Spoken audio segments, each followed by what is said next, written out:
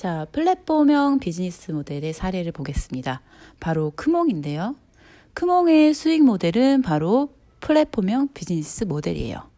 자, 크몽은요, 직장에 다니거나 전업으로 재능을 판매하고자 하는 판매자, 그리고 전문적인 재능을 합리적으로 구매하길 원하는 구매자의 니즈를 충족시켜주는 그런 비즈니스 플랫폼 기업으로 성공한 사례입니다.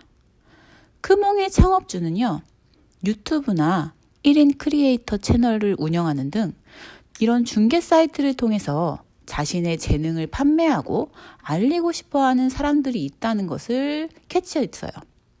그래서 이와 더불어 모바일 시장이 급속하게 발달하면서 자신이 원하는 상품의 합리적인 가격 거래가 매우 용이해졌다라는 이러한 시사점을 가지고 이 크몽을 창업했다고 합니다.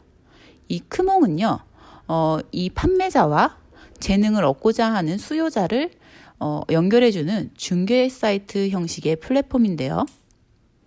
이 크몽 사이트에 판매자가 자신의 재능을 업로드하면 구매자가 그것을 구매하고 크몽이 안전중개 수수료 20%의 이익을 취한 뒤 판매자에게 80% 송금해주는 방법을 취하고 있습니다. 바로 이것이 이 크몽의 비즈니스 모델이 되겠죠.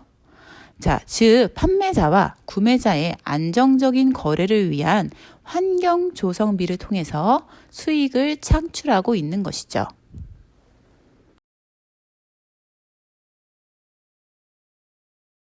자, 그럼 이번엔 플랫폼형 비즈니스 모델 말고요. 또 뭐가 있었죠? 바로 가치사슬형 비즈니스 모델이 있었죠. 자, 가치사슬형 비즈니스 모델은 또 두 가지로 나눠지죠. 바로 본원 활동과 지원 활동으로 나눠집니다. 본원 활동은 무엇이라 하는지 한번 보겠습니다. 이 본원 활동이다라고 하는 것은요, 물류의 투입, 그리고 본격적으로 운영하는 것, 물류 산출, 마케팅, 서비스, 그리고 여분 이용성 등을 포함한 활동을 바로 본원 활동이라고 하는데요. 자, 처음부터 다시 볼게요. 물류 투입. 여러분들도 아시다시피 당연히 상품의 원재료나 부품 품질, 이러한 것들을 관리하는 그러한 단계겠죠. 자, 운영은요, 바로 제품의 결점이 있는지 없는지를 체크하고 제품의 다양성을 개발하고 뭐 패키지나 이러한 것들, 조립이나 장비, 설비에 대한 그러한 전반적 영역들을 책임지는 그러한 부분이 운영이다라고 하겠습니다. 그럼 물류 산출은요, 신속, 배송, 유통과 관련된 거겠죠. 그리고 마케팅은 우리 브랜드의 브랜드 평판을 구축하고 어떠한 브랜드 이미지를 상승시키는 컨설팅 같은 그러한 것들이 속하겠고요. 이 서비스 활동 같은 경우는 고객 기술 지원이나 아니면 고객으로부터의 신뢰를 얻을 수 있는 AS, 뭐 여러 가지의 이러한 인적 아니면은 상품적 이러한 온오프라인을 통해서 연결되는 모든 서비스를 말하는 거고요. 그 다음에 여분 이용성은요. 여분 이용성은 이 외에도 뭐 설치, 수리, 교육, 제품 적응 이러한 여러 가지의 여분 이용성에 대한 활동이 바로 본원 활동에 속한다라고 할 수 있습니다. 그래서 이 본원 활동은 물류 투입, 운영, 물류 산출, 마케팅, 서비스, 여분 이용성 활동을 포함하는 활동이다라고 알아두시면 되겠습니다. 자, 다음으로는 지원 활동이 있죠. 지원 활동은 과연 무엇을 포함하는지 한번 보겠습니다. 지원 활동은요, 바로 회사 인프라, 그리고 인적 자원 관리, 기술 개발, 구매 조달이 포함되고요. 그리고 이 본원적인 활동이 발생하도록 투입물의 인프라를 제공하는 것, 이것이 바로 지원 활동의 목적입니다. 자, 이 지원 활동에서 하고 있는 네 가지의 활동 다시 한번 살펴보겠습니다. 처음에 이제 회사 인프라 지원은요, 여러분들도 아시다시피 뭐 전반적인 경영 관리나 뭐 계획, 기획, 재무, 회계, 법률, 품질 관리 뭐 이러한 그 사업 전반에 대한 것들을 다 말하는 거고요. 인적 자원 관리는 HRM이라고 해가지고 채용이나 교육훈련, 경력 개발, 보상, 승진 이러한 것들이 속하겠죠. 기술 개발은 차별화된 제품과 신속한 신제품 개발이 있겠고요. 구매 조달은 바로 회사의 가치 사슬에서 사용된 투입물을 구매하는 것이 되겠습니다. 가치 사슬이라는 것은 어떠한 판매자가 고객에게 나의 상품을 전달하기까지의 모든 유통 과정, 마케팅 과정, 고객 요구 분석 과정 이러한 것들을 다 포함하는 것을 가치 사슬이다라고 말을 하는데요.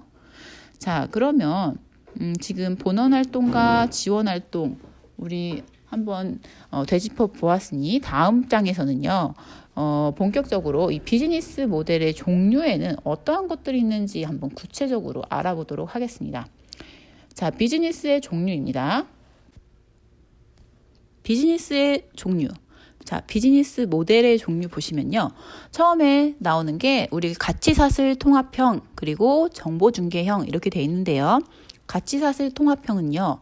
이 서비스의 통합적인 묶음으로써 제공하는 모델로요.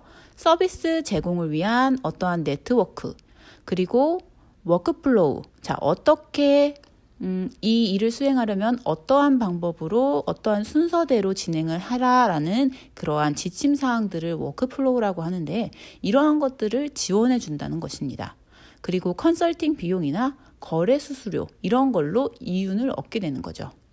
즉 가치사슬 통합형에서는 이윤을 얻게 되는 게 바로 무엇이라고요? 컨설팅 비용이나 거래 수수료요. 자, 그 다음에 정보중개형 비즈니스 모델입니다. 이 모델은요, 온라인상에 수많은 정보들이 있어요. 많은 데이터베이스들이 있는데 이것들을 수집하고 가공해서 고객에게 판매하는 사업 모델입니다. 예를 들어서 뭐가 있을까요? 우리 해피캠퍼스? 이러한 것들?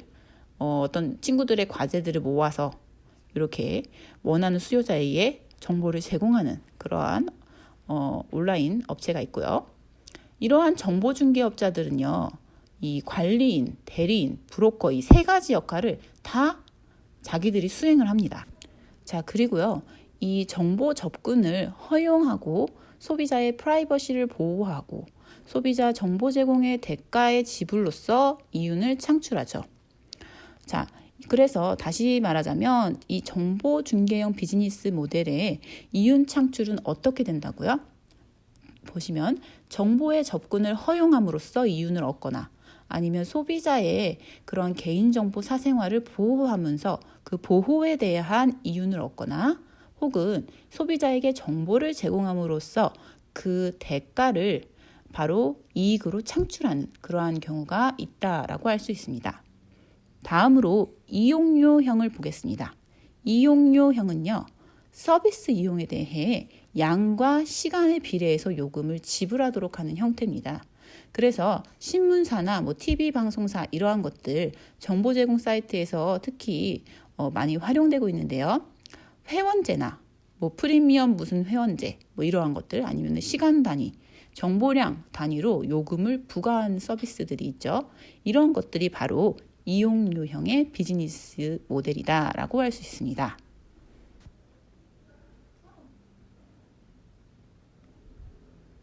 다음으로 이어서 보시겠습니다. 이 비즈니스 모델 종류의 그 네 번째는요.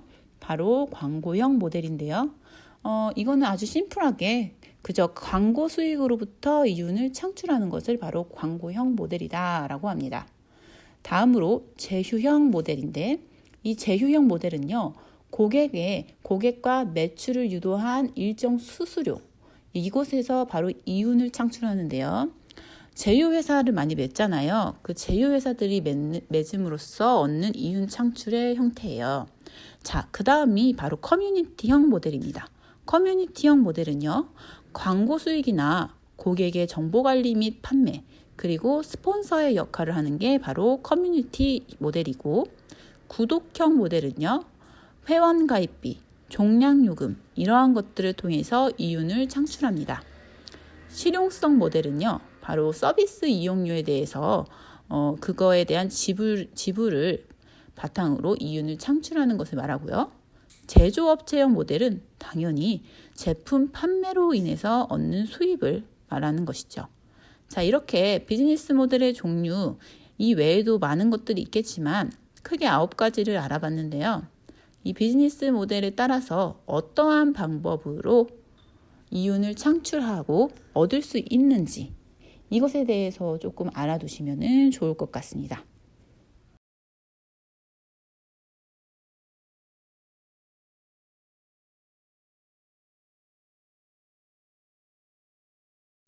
이어서 고객 중심 비즈니스 모델의 스타트업 프로세스 보시겠습니다. 먼저 스타트업의 핵심 변수인데요. 이 스타트업에 함에 있어서는 우리가 크게 고객, 그리고 가치 창출과 획득, 유통, 경쟁자적 측면에서 스타트업을 바라보게 되어 있습니다. 자, 이 고객에서는요.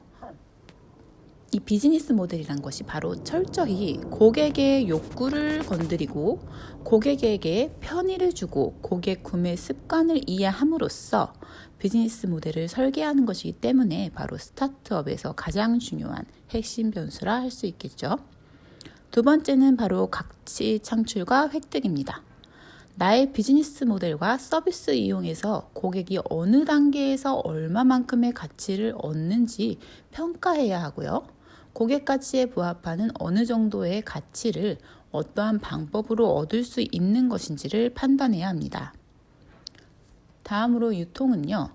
바로 최종 사용자에게 이르기까지의 유통 경로를 말하는데요.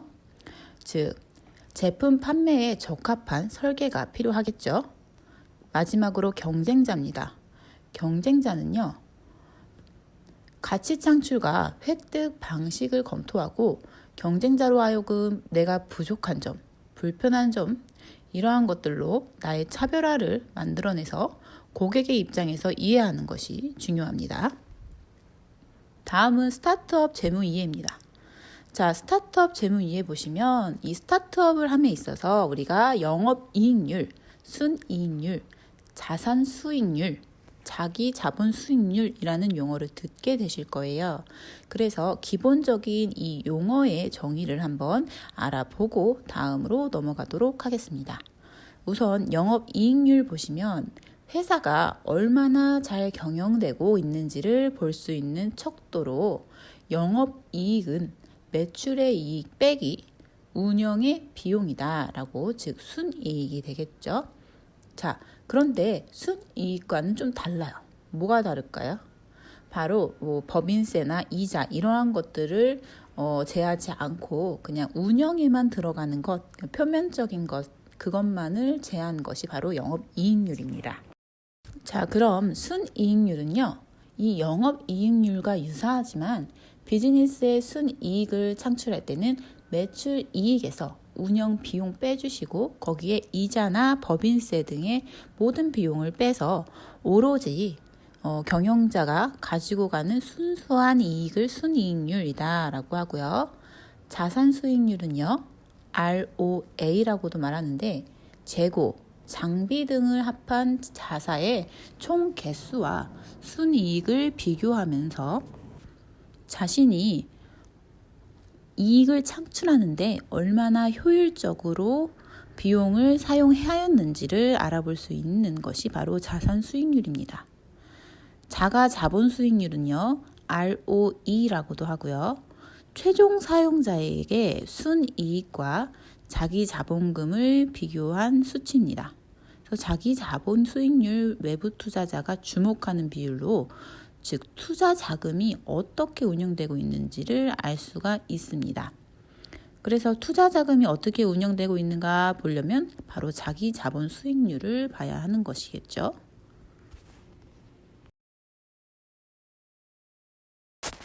다음으로 스타트업의 수익 계산입니다. 우리가 스타트업을 하면서 수익을 계산할 때 이 다음의 것들을 중심으로 수익을 산출해야 하는데요. 어떠한 것들을 고려해야 하는지 한번 보도록 하겠습니다. 첫 번째는요, 바로 일회성 수입원입니다. 정기적은 아니어도 이벤트성이나 아니면은 하루라도 어찌됐건 여러분들이 얻게 되는 이익이기 때문에 바로 이 수익 계산에 포함이 되어야 하는데요. 그래서 일회성 수입원 또는 반복성 수입원, 그래서 매 달마다 들어오는 매출이 되겠죠. 그 다음에 부가적으로 얻는 부가 수입 또는 내가 가지고 있는 자본의 비용, 그리고 각 수입원의 매출을 통해 얻는 총이익, 재구매율, 고객 유지율, 혹은 제품 수명, 이러한 것들을 총체적으로 보는 것이 바로 스타트업의 수익 계산에 고려해야 할 사항이라 할 수 있습니다. 다음 보시면요. 스타트업의 그럼 재무계획은 어떻게 할 것인가? 자, 재무계획의 목적은 무엇인가요? 바로 창업자가 자신이 필요한 자금의 규모와 시기를 알 수 있고, 이에 따라서 투자를 어떻게 운영하고 유치할 것인지에 대한 계획을 세울 수가 있다는 것이 바로 목적입니다. 자, 우리가 재무계획을 세우려면요. 바로 이제 아래에 써 있는 이것들을 참조해야 하는데요. 자, 보시겠습니다. 재무계획을 생산계획, 인력 채용, 비용 계획, 장비 구매 계획 등을 포함하여 매출 계획을 시작으로 분기별 또는 월별 판매량과 단가를 정해 매출을 결정한다. 그래서 재고 물량은 생산 물량과 이전에 남았었던 재고 물량을 더해서 그것들에서 판매 물량을 빼는 것을 말하고요. 대체로 이제 분기별보다는요, 1, 2, 3, 4분기로 나뉘잖아요. 우리가 사계절을 나누듯이. 근데 이 분기별보다는 매 월마다 월별로 재무계획을 세우는 것이 더 바람직하고, 여러분들이 스타트업을 함에 있어서 재무를 관리하기가 더 용이하다는 것이죠.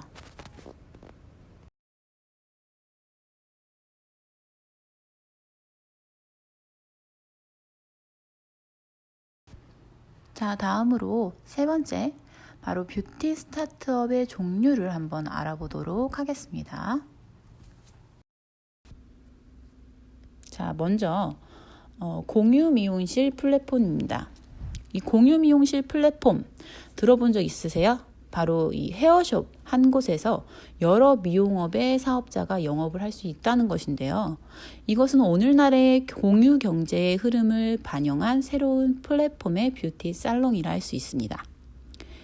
헤어숍에서, 즉 헤어숍 한 곳에서 여러 원장이 시설과 장비를 공동으로 사용하는 그러한 플랫폼을 말하는데요. 즉 개인이 그 하나의 헤어숍 안에 한 구역을 담당하는 주인이 되는 거죠. 그래서 이 주인이 이제 여러 명이 되는 거예요. 즉 구역마다 이제 건물의 주인이 아닌 자리의 주인이 생기게 되는 거죠. 비록 지금 현재 진행되고 있는 게 미용실 뿐인 것 같아요. 서치를 해보니까 공유 미용실 플랫폼은 지금 한두 개씩 이렇게 등장하고 있는데, 사실 이제 메이크업이나 네일 같은 경우는 아직까지 공유형으로는 등장하지 않고 있으니까, 우리가 한번 스타트업을 고려하는 친구들은 이런 부분도 생각해 두시면 좋을 것 같습니다.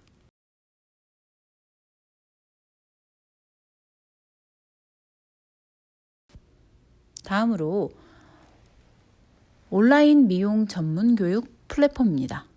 자, 이 온라인 미용 전문 교육 플랫폼은요, 지역별 아티스트들의 기술과 테크닉, 세일즈 마케팅, 무슨 스타트업에 있어서 필요한 점들, 이러한 것들을 뷰티 전문 콘텐츠의 정보를 제공하는 온라인 강의를 시행하고 있고요. 이것은 비용이나 거리 등의 제약과 기술 공개의 폐쇄성 문제를 완화할 수가 있다는 거죠.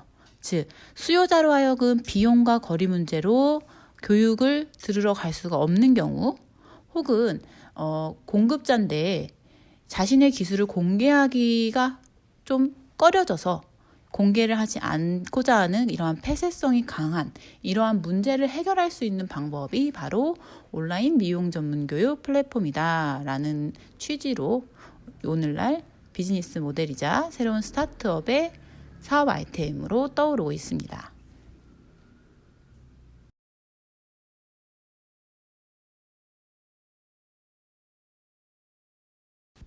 다음으로 미용 의료 플랫폼인데요. 미용 의료 플랫폼은요, 대표적인 사례가 바로 이 강남 언니라는 어플이에요. 앱을 통해서 사용자 뷰티 의료 상담을 진행을 하고 성형수술과 시술에 대한 실제 후기나 평가 등을 올릴 수 있는 정보 플랫폼을 형성했습니다. 다른 사람들이 올린 후기의 비교 검색을 기반으로 자신의 희망 가격과 자신의 희망 스타일의 병원에서 직접 전화나 방문 상담을 할 수가 있는 장점으로 최근 이렇게 사용자 수가 점점점 증가하고 있는 것이 보여집니다.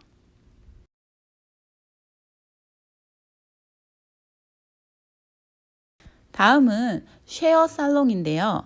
헤어, 네일, 에스테틱, 속눈썹 등 이러한 모든 뷰티 서비스를 토탈 뷰티 살롱으로 운영하는 그러한 살롱으로 다양한 전문가와 혹은 다양한 브랜드가 한 곳에 모인 공유 뷰티샵이다라고 할 수 있습니다. 따라서 이 공유 뷰티샵을 통해서 여러 뷰티 콘텐츠를 생산함으로써 이윤 창출로 이어지는 구조를 보이고 있겠죠. 자, 이것들은요, 직장인 대상의 공유 모임이나 뷰티 클래스 운영, 이러한 문화 라운지를 운영해서요, 젊은 세대 간의 정보를 교류하고 서로 같은 취향을 공유하는 커뮤니티로 자리매김하고 있습니다.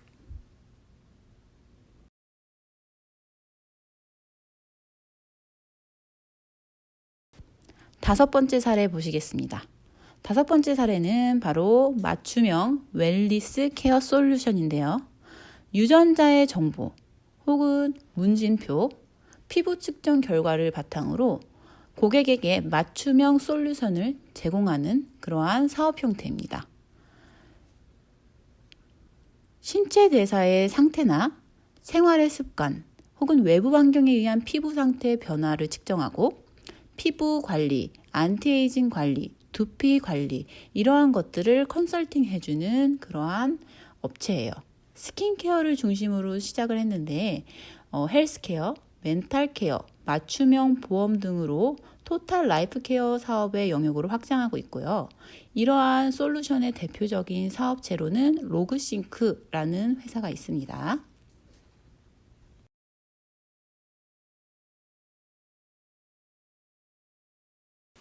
여섯 번째 사례로는 바로 뷰티테크 스타트업입니다. 뷰티테크 스타트업은요, 소비자들 개인의 두피 모발 타입에 따른 미용실을 추천한다는 앱이나 아니면 헤어 타입에 따라 달라지는 염색, 파마 등의 시술 결과에 부담을 갖지 않도록 자신의 두피나 모발에 따라서 미용실을 매칭해주는 그러한 앱이 있어요. 자, 그 다음이 스트레스, 외부 환경에 의한 탈모, 극손상모, 악성 곱슬, 예민한 두피 타입 소비자와 임산부 등을 위한 전문 미용실 검색 서비스를 제공하기도 하고요. 고민별 전문 뷰티 브랜드의 특화 추천 서비스 혹은 이 미용실 운영자를 위한 헤어 제품 및 트렌드 교육 정보까지 앱에서 담고 있어서 바로 수용자와 공급자 모두를 위한 스타트업 사업을 오늘날 떠오르고 있습니다. 자, 그래서 대표적인 사례로는 이제 미용실 추천 어플인 뷰티후라는 앱이 있는데요. 이것들이 다 이제 뷰티테크 스타트업을 기반으로 하고 있다는 것 알아두시기 바라겠고요. 자, 이제 마지막으로 여러분들에게 4주차 강좌의 과제 공지하면서 오늘 수업 여기서 마무리하도록 하겠습니다. 오늘 수고 많으셨고요. 다음 시간에 뵙도록 하겠습니다. 감사합니다.